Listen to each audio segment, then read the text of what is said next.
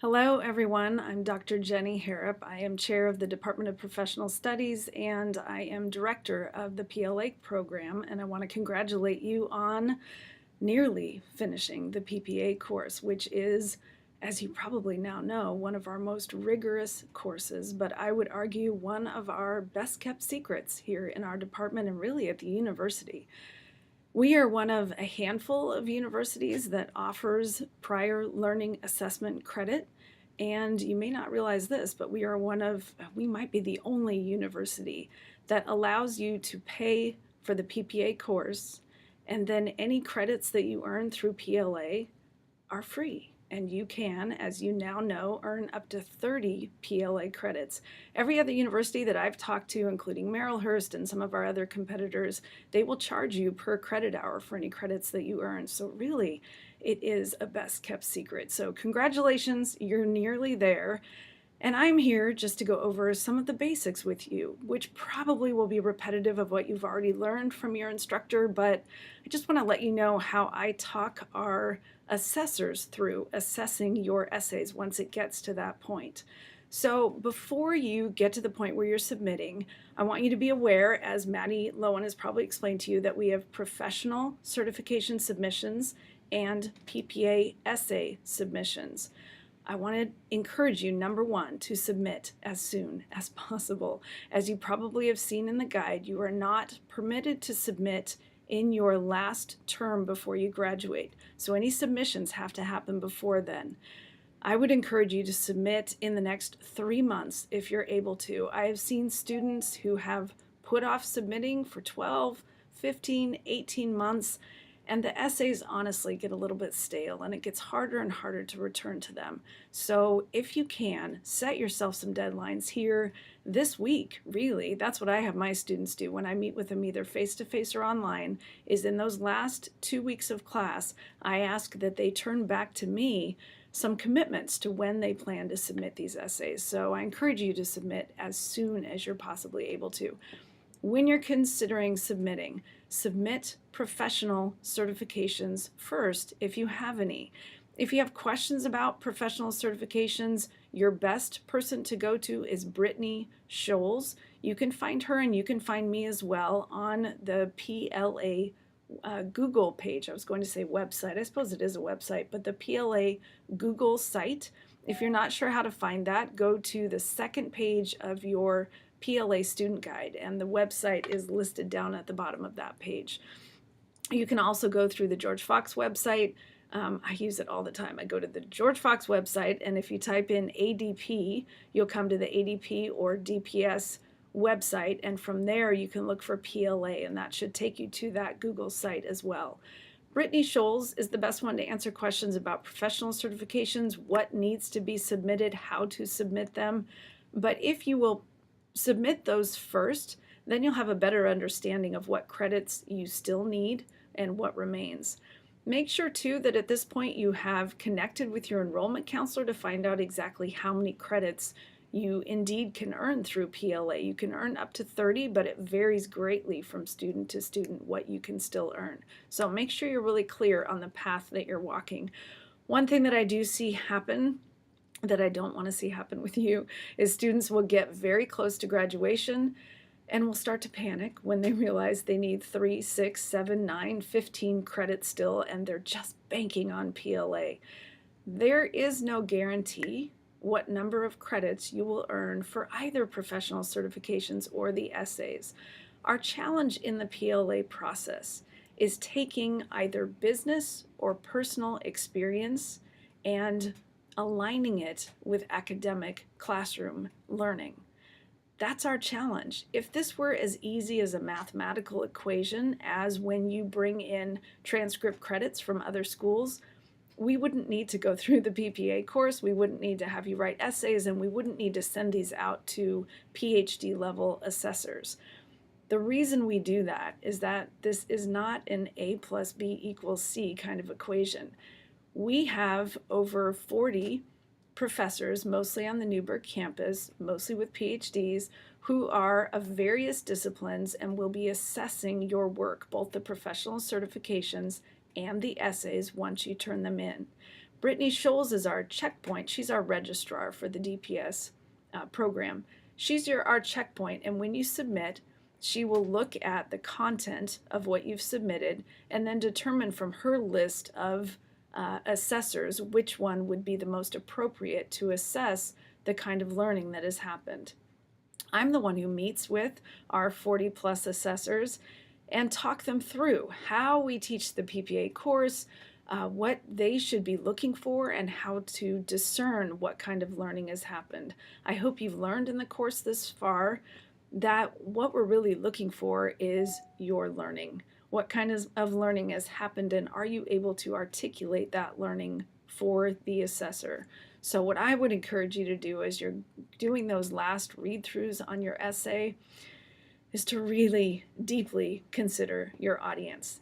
You're not going to know who that person is, but it will be a single professor, probably, as I said, on the Newburgh campus, who is an expert in whatever field it is that your learning has happened. And that person is really just trying to assess whether or not you learned something that indeed would be taught in a university classroom. So, in order for you to express that to them, we use the Kolb model, which I hope that you have seen by this point really is a biblical model for those of you who are of the Christian faith. It is something that asks you to consider learning that has occurred, to consider it objectively, to consider it with your emotions intact as well, and then to determine, number one, how to articulate what you learned, and number two, how might you teach others about what you've learned? For those of you who've written about something personal, and often in my classes, students will dive into difficult personal experiences, I hope you see what a healing process the Kolb model can be.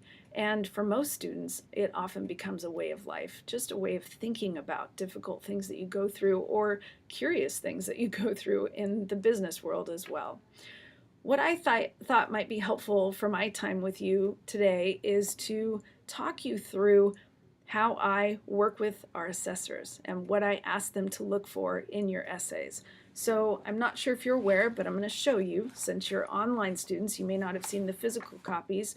We have two PLA guides. One is our student guide, which you have a PDF copy of, and then one is our faculty guide. Looks similar, a little bit thinner, has much of the same information, does not include the sample essays, but some of the key points in there, really one of the main key points comes on page 25 of your student guide, and that is a rubric that we wrote and encourage our assessors to learn. So if you have your student guide handy, I would encourage you to look on page 25 at the rubric.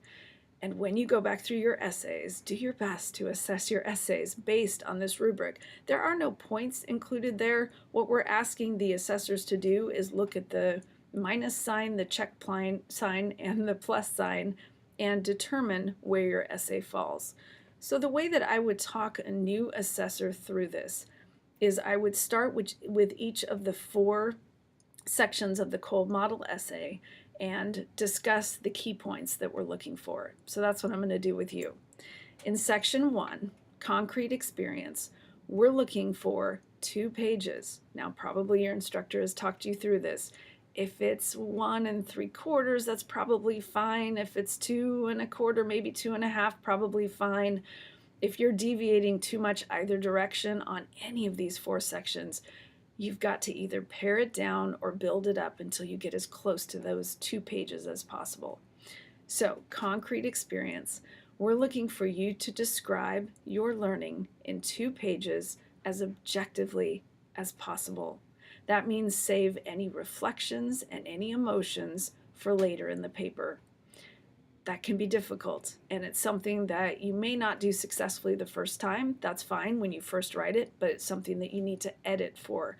Watch for those words that take you outside of your brain in that moment. What we're really looking for is a movie shot of what happened, where I can't see inside your head. I don't know what you're thinking about. I don't know how you're reflecting on it or how you're connecting it to past or future experiences. All I want to see is exactly what happened. When there are deep motions attached, that can be very difficult to do, but I hope you understand what David Kolb is getting at in asking us to do that. When you're able to articulate objectively what you learned, you are better able to eventually teach from it. So it's a section 1 that really points us towards section 4. All right, 2 pages, and you're articulating objectively exactly what happened. When you do that, make sure that you have a very clear time frame in mind. Your time frame might be an hour. Your time frame might be 12 years. That doesn't matter, but you need to have a time frame.